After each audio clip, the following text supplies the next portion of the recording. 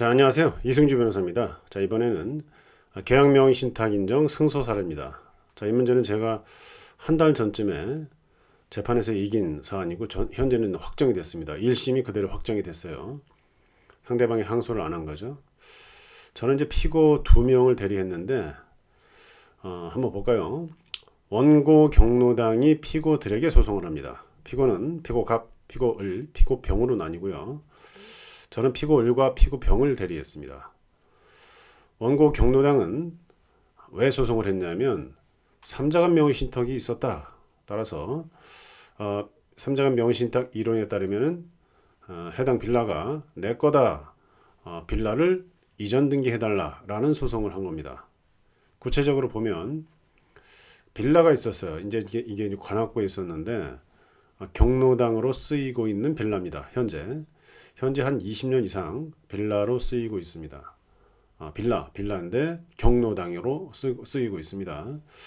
경로당이 어떻게 소송을 하느냐? 경로당이 이제 대표자가 있으니까 소송은 할 수 있습니다. 당사자 적격이라고 하는데 당사자 적격은 있어요. 그래서 소송은 할 수 있는 그런 상황인데 원고 경로당의 주장은 피고 갑으로부터 빌라를 사서 현재 20년 동안 경로당으로 쓰고 있는데 문제는 피고 갑이 등기를 을에게 넘기고 을이 또 병에게 을은 아버지고 병은 아들입니다. 증여를 했다는 거죠.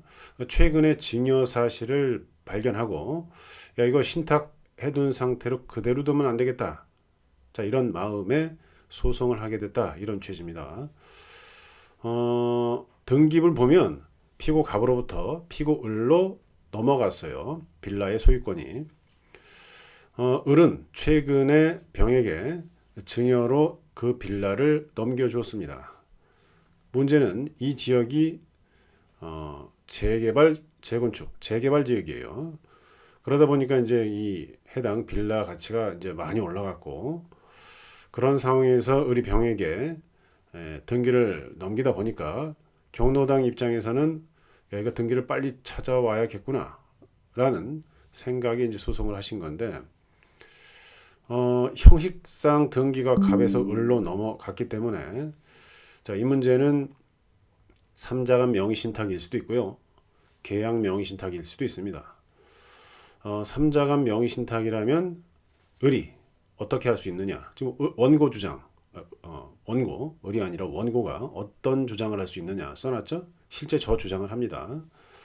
을 명의를 빌려서 등기를 넘긴 것뿐이고 실제 갑으로부터 원고 경로당 내가 매수했다. 자 이런 주장을 합니다.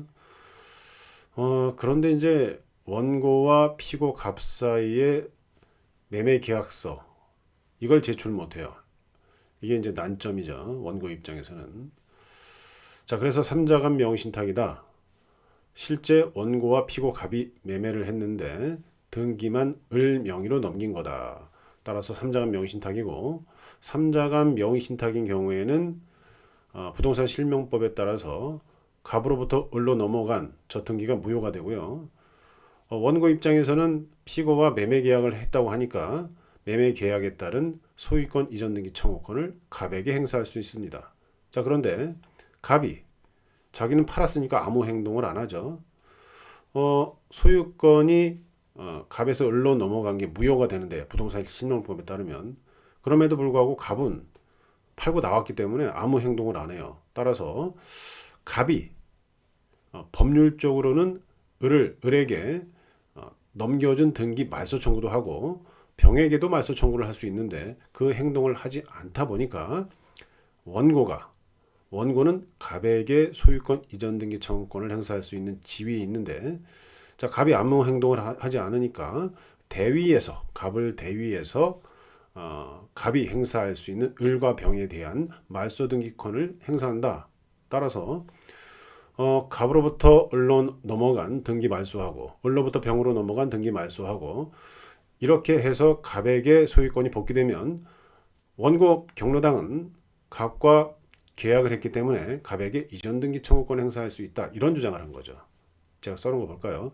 을 명의 빌려 갑과 매매 계약을 했고 따라서 삼자간 명의신탁이다. 을등이는 실명법에 위반돼서 모욕이고 을이 아들 병에게 증여한 것도 배신행위로서 적극가담, 배신행위 적극가담 이런 이론이 있는데 이건 무효다 이런 주장을 합니다. 따라서 갑이 을병에게 말소 청구를 할 수 있는데 갑이 아무 행동을 안 하죠. 자기는 팔았으니까.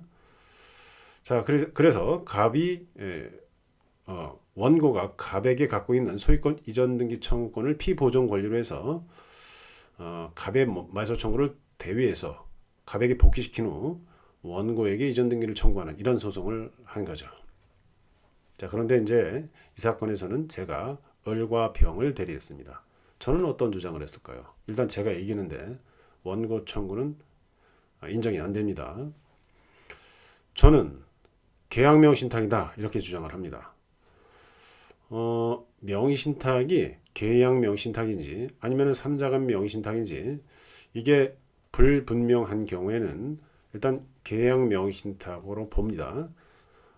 계약명의신탁으로 볼 수밖에 없는 구조가 등기가 갑에서 을로 넘어갔다는 것은 등기소의 갑과 을 사이에 해당 빌라에 대한 매매 계약서가 들어간 거예요. 원고와 피고 갑 사이의 매매 계약서는 공식적으로 존재하지 않습니다. 그런데다가 이 사건에서 원고가 피고로부터 빌라를 매수했다고 하면서 계약서 제출을 못해요. 원고가 피고 갑으로부터 부동산을 매수한 계약서를 제출했다면 또 다른 결론이 날 수도 있었는데 이 사안은 그렇지가 않습니다. 그런데다가 갑도 소송 대리를 했어요. 어느 변호사님이 했는데 그 변호사님이 말씀하시는 게 나는 원고 당신을 몰라 이렇게 된 겁니다. 어떻게 됩니까? 이렇게 되면 매도인 선이 계약 명의신탁이 됩니다. 매도인은 명의신탁 사실을 모른다는 거죠. 갑이 원고 경로당이 이 내 빌라를 매수한 건지 자체를 모른다는 답변이 나왔어요. 그러다 보니까 우리는 매도인 선이 계약 명의신탁이라는 주장을 했고 실제 현실도 그랬죠. 제가 이제 사실 파악을 해보니까 그런 것 같더라고요. 증인도 나왔습니다. 이거 재판 좀 했는데 그래서 이제 매도인 선이 계약 명의신탁 이렇게 되면 어떻게 됩니까? 매도인 보호를 위해서 소유권을 피고 을이 그냥 취득합니다. 그래서 을이 병에게 증여한 건 아무 문제가 되지 않습니다. 실제 여기서는 다른 이유가 있었는데 재판할 때는 어떻게 될지 모르니까 그 다른 이유도 많이 열심히 싸웁니다. 여기서는 생략을 할게요. 정당하게 넘긴 그런 측면이 또 있어요. 자, 그리고 이제 피고 을의 소유가 명확해졌죠. 판결 선고 즈음에는 이때는 문제가 전혀 안 되는 겁니다. 소유권 넘긴 게. 따라서 이제 을의 소유권을 취득했고 결국은 누가 이깁니까? 피고들이 이긴 거죠. 자, 여기서 원고의 피고 갑에 대한 청구는 기각이 됩니다. 왜?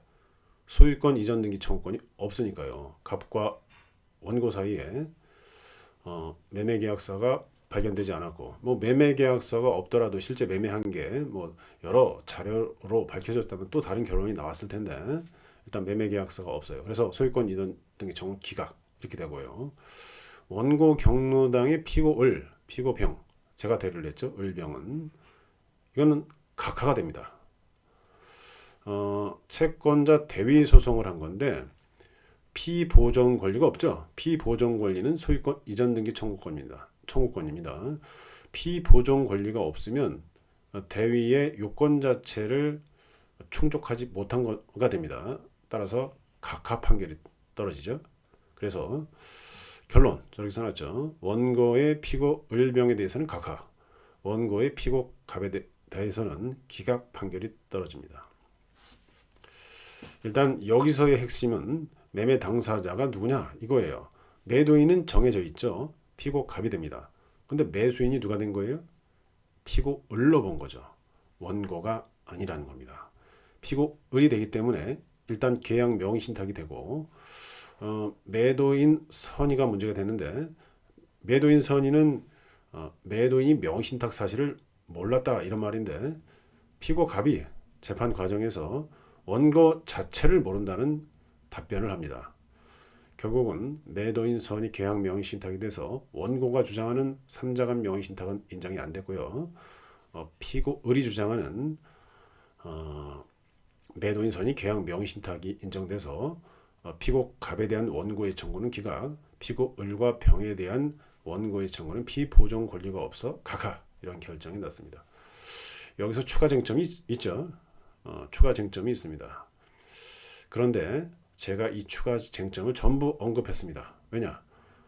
차후 원고가 피고에게 추가 소송을 할 수도 있어요. 이게 이제 원고가 모든 쟁점을 쏟아내야 되는데 그렇게 하지 않는 변호사분들이 있습니다. 저는 웬만하면 다 쏟아내서 재판을 한 번에 끝내려고 노력을 합니다. 자, 원고가 주장할 수 있는 건 뭘까요? 아까 말씀드린 것처럼 원고는 20년 이상 경로당을 점유하고 사용하고 있습니다. 우리는 그냥 놔뒀어요. 이런 경우에 취득수요 주장을 할 수 있는데 과거에는 취득수요가 인정된다는 판례가 좀 많았는데 지금은 인정이 안 됩니다. 자, 이 문제는 이 지금 피고 갑으로부터 피고 을로 소유권이 넘어간 때가 2000년입니다.